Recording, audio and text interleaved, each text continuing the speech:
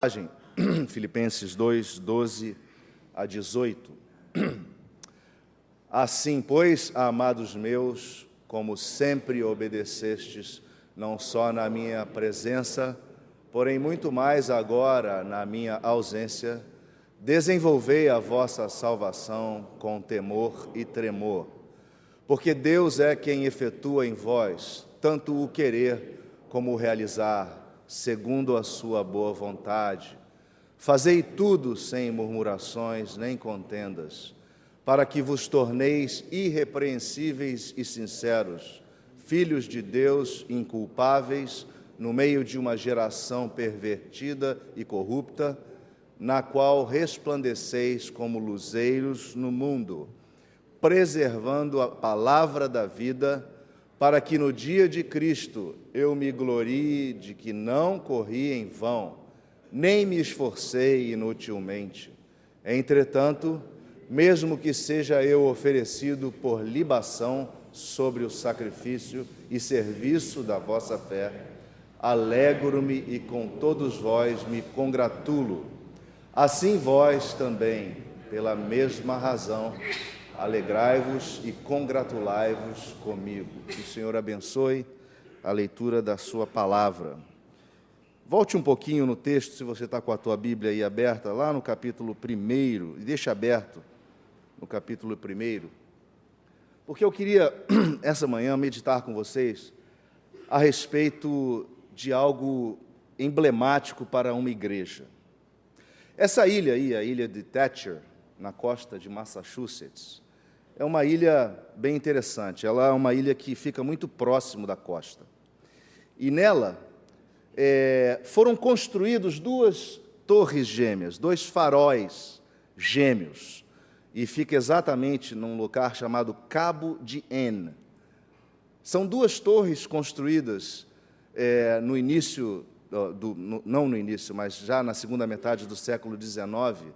E essa ilha fica mais ou menos a 2 quilômetros da costa de Massachusetts, ou da cidade de Rockport. Essas torres foram construídas em 1861, e elas têm 41 metros de altura, têm 151 degraus cada uma, ou seja, a luz do farol fica numa altura tal que, para chegar lá, tem que subir 151 degraus. E essas torres, elas ficam distantes, uns 300 metros mais ou menos, né? 3 anos depois da construção, em 1864, a família de Alexander e Maria, um casal, foi designada para ir cuidar desses 2 faróis na ilha, morar na ilha. Havia ali um lugar para eles morarem, e eles foram para lá com um sobrinho, e lá serviram muito tempo, ajudando nas questões mais complexas daquela região, uma região de muita tempestade, tempestades severas, tempestades de neve muito severas, mar muito revolto, muitos navios ali afundavam, muitas pessoas ali perderam as suas vidas, mas por causa dessa torre, por causa desses 2 faróis, aquele casal conseguiu fazer grandes coisas, conseguiu realmente prestar um serviço muito importante. Acontece que em 21 de dezembro de 1864, aquela região foi acometida por uma grande tempestade.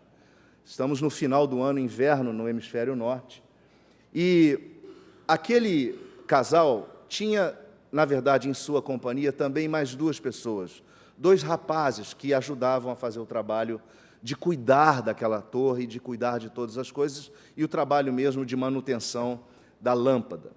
Pois bem, um deles ficou doente, e então o senhor Alexander Bray decidiu que precisava levá-lo para um exame médico, para o médico cuidar, e ele então deixou sua esposa Maria e o sobrinho na ilhota, né, e levou, achando que estaria tudo bem, né, estaria tudo ok. O mar estava, até aquele momento, não estava assim. Eles saíram, foram para o continente, cuidaram do rapaz, foi medicado. Na hora que vão voltar, ao final da tarde, o mar está assim. E ele decide não voltar, ele fala, não tem condições de voltar, nós vamos sucumbir, né? Tempestade de neve. Então, ele fica ali, e ele fica aguardando a oportunidade de retornar. Sua esposa Maria passou 3 dias ali, ela e o sobrinho, fazendo o serviço de manter aqueles faróis acesos. Meus irmãos, ela tinha que fazer a alimentação do óleo das lâmpadas do farol 3 vezes durante a madrugada, em diferentes tempos separados em termos de hora. Então, vejam, ela subia 150 degraus com o sobrinho, carregando um latão de banha de gordura de baleia para manter a chama ali acesa, descia 150 degraus, andava 300 metros, subia 150 degraus, deixava mais um barril de banha, descia, voltava, aguardava e fez isso durante 3 dias de severa tempestade. E o marido dela, que estava no continente, olhava para aquelas luzes brilhando e ficava agradecido, porque a sua mulher manteve aquelas luzes do farol acesas, até que no dia 24, véspera de Natal, a tempestade ainda acometia o lugar, e ele então decide voltar, porque teve uma calmaria de vento. Imagina, são só 2 quilômetros, 2 quilômetros, metade das Cagarras até a praia de Ipanema, mais ou menos, metade do caminho. Ele não teve coragem de entrar, porque o mar era realmente bravio, eles iam sucumbir. Então, nesse dia, eles resolveram e conseguiram chegaram quase congelados, mas ele agradeceu muito a sua esposa, que manteve aquela chama, que manteve aquele farol aceso. Nós concluímos, irmãos, que aquela família, aquele casal, entendia a sua missão: manter o farol aceso, para que vidas fossem salvas. Quando nós pensamos nesse texto aqui, e pensamos no texto da igreja de Filipos, nós queríamos pensar na perspectiva de uma igreja que é farol. E nós estamos aqui plantados há 50 anos. Um momento adequado para a gente refletir e pensar o quanto temos sido, de fato, farol aqui. Mas essa igreja de Filipos havia sido plantada pelo apóstolo Paulo por volta de meados do 1º século, ano 49, mais ou menos. Ele plantara a igreja com Timóteo e com Silas. E era uma igreja, irmãos, parceira. Era uma igreja que o apóstolo Paulo amava, a ponto de, ao escrever essa carta, preso, ele estava provavelmente em Roma, ele escreve dizendo da lembrança que ele tinha daqueles irmãos, de como aqueles irmãos foram importantes no ministério dele, e como aqueles irmãos foram cúmplices com ele no ministério. Então, quando lemos esse pequeno trecho, e vemos que no verso 12, ele diz que aqueles irmãos eram obedientes. Então, eles obedeceram não só quando Paulo estava lá, mas quando Paulo não estava lá, na ausência dele, e eles desenvolveram a sua salvação. Nós podemos pensar, irmãos, que uma primeira característica de uma igreja que é farol é a igreja que é obediente à sua vocação. A igreja de Filipos foi obediente. Se você olhar o 1º capítulo, por isso que eu pedi para você deixar no 1º capítulo, no verso 5, ele fala da gratidão pela cooperação daqueles irmãos no Evangelho. Mas mais à frente, ele diz que aqueles irmãos, estimulados pelas algemas de Paulo, aqueles irmãos pregavam a palavra, aqueles irmãos proclamavam a Cristo. Apesar de alguns proclamarem por inveja e ciúme, eles proclamavam de boa vontade. Irmãos, uma igreja que é obediente à sua vocação, ela anuncia que Cristo é o Salvador. Ela anuncia que Cristo é Deus conosco. Ela anuncia que Cristo nos livra da ira eterna de Deus. Ela anuncia que todos os nossos problemas podem ser levados a Cristo e Ele há de solucionar os nossos problemas. Nós estamos aqui neste lugar há muitos anos anunciando que Cristo é de fato Deus, anunciando que Cristo quer com cada um de nós, com cada um de vocês, um relacionamento pessoal e não um relacionamento icônico. Cristo não é um ícone, Cristo não é uma ideia, Cristo não é mais um grande homem, Cristo é Deus, e um Deus que quer se relacionar conosco, porque Ele é Deus conosco, Emanuel. Portanto, uma igreja fiel à sua vocação, uma igreja que anuncia que Cristo é o Deus conosco, é o Deus que caminha conosco, mas também é uma igreja que anuncia que não há solução senão através da cruz. Qualquer proposta de redenção fora da cruz é uma falácia, é uma proposta enganosa. Não há redenção senão através da cruz, porque todos pecaram e carecem da glória de Deus. Todos somos pecadores, e somente através da cruz podemos alcançar a redenção. O sangue de Cristo derramado na cruz, suficiente para nos remir de toda a culpa e de todo o pecado. Uma igreja que é obediente à sua vocação, ela não tem medo de falar isso. Ela diz que o sangue de Cristo é a única possibilidade de redenção, não as boas obras, não as boas tentativas de fazermos diferença, mas o sangue de Cristo, o precioso sangue de Cristo, do Cordeiro que foi morto antes da fundação do mundo. Irmãos, nós precisamos absorver essas verdades no nosso coração e precisamos, a partir delas, desenvolver o nosso crescimento espiritual, porque uma igreja que é obediente à sua vocação, ela estimula os seus membros a desenvolverem a sua salvação. Nós não podemos nos manter como crianças que bebem leite 100 anos, irmãos. Nós não podemos ficar nos alimentando de leitinho todo final de semana. Nós temos que comer comida sólida. E comer comida sólida significa buscar conhecimento na palavra de Deus, estudar a palavra de Deus, orar com frequência, fazer a vontade de Deus, buscando santidade, fazer a vontade de Deus servindo o outro e não a nossa agenda. Nós não podemos ficar bebendo leitinho. Nós precisamos desenvolver a nossa salvação. É absolutamente chave. Mas uma igreja que é farol, e aí o texto continua, porque Deus é quem efetua em vós, tanto querer como realizar, é uma igreja que é canal da ação de Deus. Uma igreja que é farol, ela é uma igreja que é canal da ação de Deus. Nós, a partir da igreja, servimos a comunidade. Se uma igreja não serve a comunidade, não serve o seu próximo, ela não está entendendo parte da sua missão. Porque a sua missão é anunciar o Cristo vivo e ressurreto, mas também servir a comunidade, servir o próximo.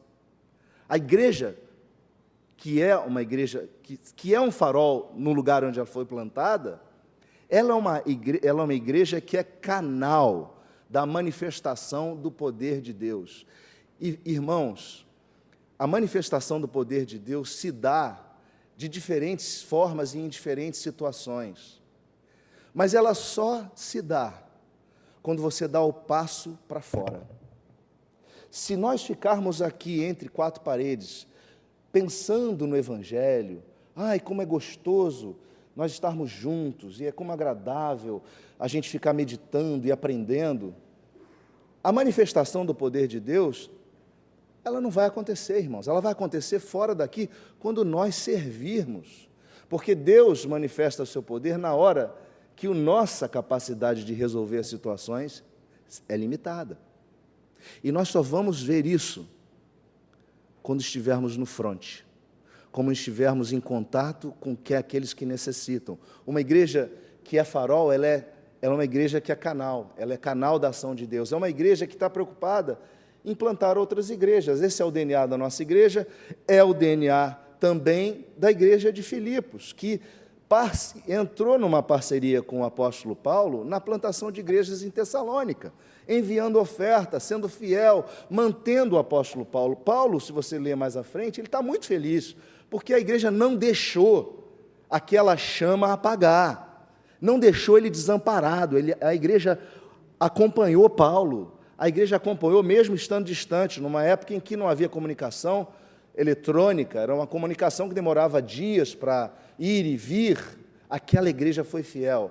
Irmãos, nós precisamos nos manter fiéis na nossa missão de plantar novas igrejas, no nosso engajamento de plantar novas igrejas, não só contribuindo, mas orando e mais, eventualmente chegando para os pastores e presbíteros e dizendo: eu queria ir com vocês visitar a igreja tal, porque eu quero ver esse trabalho, eu quero ver a ação de Deus nesse trabalho. Uma igreja que é farol, é uma igreja que é canal da ação de Deus, onde pessoas encontram significado.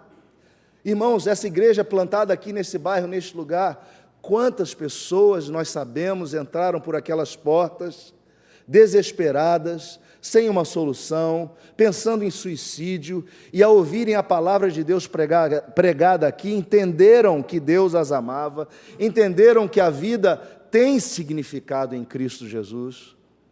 Quantas pessoas e quantas famílias foram resgatadas através de uma igreja que é farol e que é canal da ação de Deus. Quantas famílias! Podemos aqui listar inúmeros testemunhos de famílias e pessoas que foram alcançadas pelo poder, pela ação poderosa de Deus, resgatando suas vidas e trazendo significado às suas vidas. Mas uma igreja que é farol, ela também é uma igreja que resplandece, e principalmente porque um farol que não resplandece não serve para nada. O texto diz que nós, como filhos de Deus inculpáveis, no meio de uma geração pervertida e corrupta, devemos resplandecer como luzeiros. Uma igreja que é farol, ela aponta a direção fazendo-se referencial. Pensa num farol. O farol aponta a direção, pelo menos eu sei que aquele farol está numa determinada coordenada, que aquele farol está indicando alguma questão relacionada à geografia, que aquele farol, eventualmente, até ilumina o caminho de quem estiver mais próximo. Uma igreja que é farol, ela aponta a direção, fazendo-se referencial. Mas como? Crendo que há uma verdade absoluta. Irmãos, nós não abrimos mão de que as Escrituras são a verdade absoluta para o homem. Não existe nada relativo. Nós vivemos num mundo pós-moderno de relativização de tudo, sem parâmetros absolutos, mas nós aqui anunciamos uma verdade absoluta, uma verdade que foi revelada por Deus e nos alcançou. Uma verdade que não é contraditória, uma verdade que faz sentido. Nós não negociamos valores da palavra de Deus. Uma igreja que é farol, que aponta a direção, que é referencial, ela não abre mão da palavra de Deus, ela não abre mão dos valores do Evangelho revelados na Escritura Sagrada, mas ela também usa o Evangelho para apontar o caminho para as pessoas, né? A luz do Evangelho, ela aponta o caminho para você e para mim, irmãos. Se você se sentir em trevas, em situação de escuridão, de nevoeiro, olhe para o Evangelho, busque no Evangelho, busque a Jesus Cristo, Ele há de dar a você a direção, clarear a sua noite. Mas uma igreja que aponta a direção e se faz como referencial onde está plantada, é uma igreja que lê a história na perspectiva da cosmovisão cristã. O que eu quero dizer com isso? Vou beber uma água aqui. Irmãos, nós não cremos numa história cíclica, que acontece, reacontece, reacontece, reacontece, reacontece. Essa é a visão grega. Nós cremos numa história linear. A história tem começo, meio e fim. Nós cremos que Deus escreveu a história e que Ele estabeleceu na sua providência e soberania eventos. Deus decretou eventos na sua grandiosidade e soberania. E nós cremos que todos esses eventos convergem para a volta de Jesus Cristo. Nós cremos que a história caminha para um encontro inexorável, um encontro que não há outra, não tem como fugir dele, um encontro com a pessoa de Cristo, que há de vir julgar vivos e mortos e inaugurar a eternidade, na qual aqueles que são dele, pertencem a ele, creem nele, estarão eternamente. Irmãos, nós cremos numa história que tem começo, meio e fim. A palavra revelada começa com um texto de Gênesis, origem, início, e ela termina com o texto de Apocalipse, que significa revelação, ou também as coisas últimas. Nós cremos nisso. Nós não precisamos ter medo da história que acontece ao nosso redor. Porque a história que acontece ao nosso redor, ela está subordinada a essa história linear que o nosso Deus estabeleceu, na qual nós somos atores corresponsáveis. Não pense que você é uma marionete e que você vai caminhando na sua vida e tudo vai acontecer sem que você interfira. Não. Deus escreve a história, mas você e eu somos os atores. Nós temos que agir para que ela aconteça. Nós temos que ser canal e bênção para que a história aconteça através de nós. Não se exima da importância da sua ação onde Deus plantou você. Pois bem, há uma história, e aqui é uma história mesmo. A primeira história verdadeira, essa talvez, não sei se seja ou não, mas se é ou não verdadeira. Mas conta-se que, numa determinada cidade da região norte dos Estados Unidos, havia um pequeno lugarejo e uma série de acidentes geográficos no mar que causavam muitas mortes. Ao longo de décadas, muitos navios afundavam naquela região e muitas vidas sucumbiram, morreram, muitas vidas foram perdidas ali. E as pessoas que habitavam aquele lugar, elas reunidas, pensando, nós precisamos fazer alguma coisa. Não dá para a gente ficar de braço cruzado, vamos fazer alguma coisa. Tiveram a ideia de ir ao governo local, né, daquele município, e falar assim, olha, nós queremos fazer um abaixo-assinado porque nós queremos construir um farol aqui. Nós precisamos construir um farol nessa ponta aqui, porque ele vai ser aquilo que vai ajudar aos navegadores e vamos evitar muitas mortes. O governo concordou, concedeu, deu o dinheiro e eles participaram da construção, construíram um farol bem importante, com umas instalações próximas do farol. E durante anos aquele farol brilhou, irmãos, com a ajuda daquelas dezenas de pessoas que moravam naquela localidade, salvando vidas. Aquelas pessoas com o farol compraram barcos de resgate, compraram material de resgate, treinamento, ficaram equipadas para servir e para poder alcançar e salvar muitas vidas. Pois bem, tempestade após tempestade, pessoas foram sendo resgatadas, pessoas eram trazidas para o farol, quase que em hipotermia, e eram salvas da situação de hipotermia. O farol começou a ser usado bastante, e eles ficaram muito felizes com aquele farol. E eles falaram assim, vamos morar perto do farol, porque o farol realmente é um lugar de muita ação, muito serviço. Então vamos morar perto, e construíram então as suas casas ao redor do farol. E aí falaram assim, já que a gente vai morar aqui, vamos melhorar a infraestrutura da sala do farol, para que a gente possa estar ali mais tempo frio, a gente possa tomar um café, um chá, a gente possa conversar, ter comunhão e ter um ambiente gostoso. Então eles fizeram ali uma lareira, colocaram tapetes, pintaram as paredes, fazendo daquele farol que era algo puramente de concreto frio, algo assim habitável, aconchegante, com sofá, e aquelas pessoas então começaram a desfrutar do farol. Pois bem, chegou o inverno, grande tempestade, situação de perigo, e aí as pessoas falaram, nós precisamos sair. Estava todo mundo no farol, e dentro do farol lá, naquele ambiente gostoso, e aí eles perceberam o anúncio, né, a buzina de navio, o anúncio, pedido de socorro, e aí então se mobilizaram. Só que, ao se mobilizarem, uma boa parcela daquelas pessoas falaram, não, espera aí, gente, hoje está muito perigoso, não vamos não. Mas qual é a diferença de hoje para os outros dias? Não, hoje a gente, vamos ficar, é melhor ficar, está mais confortável ficar aqui, está agradável, deixa que eles vão se virar, eles vão conseguir. Pois bem, uma parte grande foi, uma parte pequena ficou, e aqueles homens foram, trouxeram aquele povo, resgatou o pessoal do navio que estava em apuros, salvou suas vidas ali, mas sujou o farol todo, sujou o tapete, sujou tudo. Então aquilo começou a causar nas pessoas um certo desgosto. Ora, nós fizemos tudo aqui para a gente ficar bem confortável e tal, eu acho que a gente tem que rever isso aí.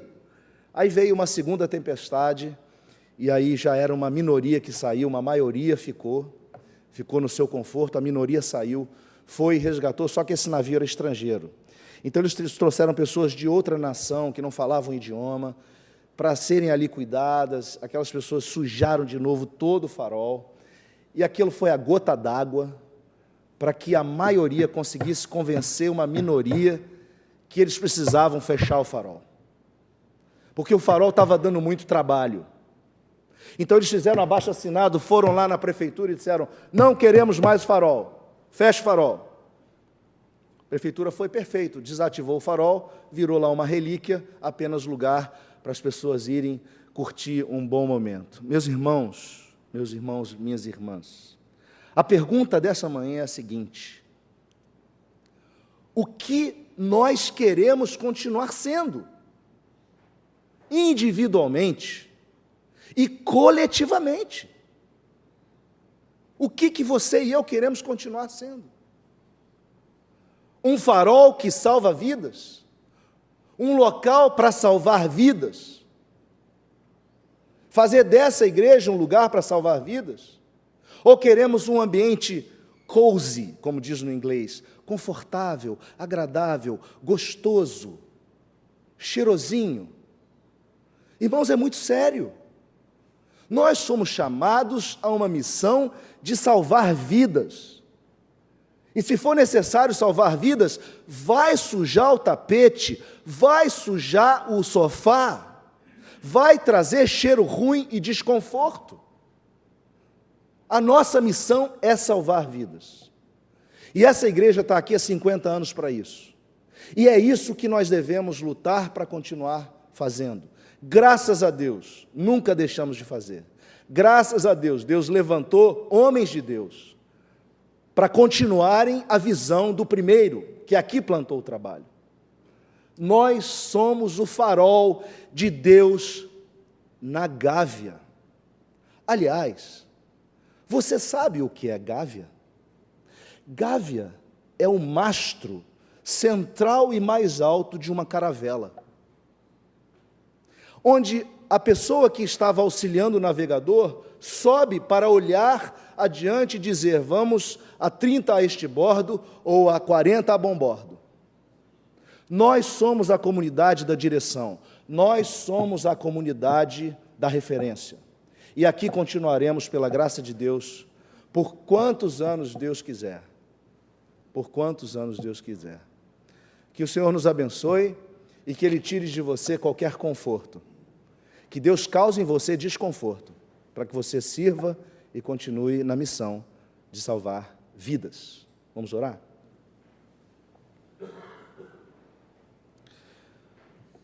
Deus, muito obrigado por esse desafio, por essa missão. Muito obrigado porque o Senhor nos colocou aqui para isso. Muito obrigado porque essa obra não é nossa, mas é tua, e somos capacitados pelo Teu Espírito Santo para Te servir e para, Senhor, caminhar. Que o Senhor ajude a Igreja da Gávea a caminhar. Que nós possamos ser fiéis até a morte. que nós possamos ser fiéis ao Senhor em tudo que fizermos, em todas as programações, em todos os planejamentos, em todos os investimentos. Que o Senhor vá à nossa frente, dando a direção, dando a graça do Teu amor manifestado no Teu corpo. Nós louvamos o Teu santo nome e nós Te bendizemos em nome de Jesus.